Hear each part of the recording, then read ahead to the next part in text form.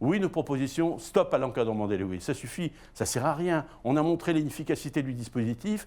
Et aujourd'hui, mais que viendrait faire un encadrement des loyers alors que les loyers qui sont encadrés ne concernent que les nouveaux logements qui arrivent sur le marché quand il n'y a plus d'investissement? C'est un non-sens.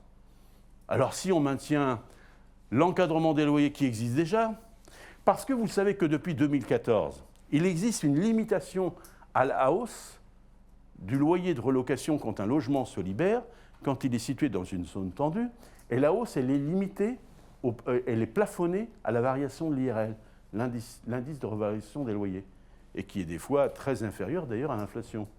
On avait accepté 3,5 d'augmentation à l'époque, quand l'inflation était de 5,4. Et ça, aujourd'hui, tous les professionnels l'appliquent. Nous appliquons la stricte limitation de l'augmentation du loyer au moment de la relocation. 46% du parc locatif est aujourd'hui en zone tendue. Voilà pourquoi nous disons qu'un encadrement des loyers généralisé qui irait finalement à l'encontre d'un mouvement d'investisseurs qui achèteraient de nouveaux logements, c'est une erreur et doit être supprimé.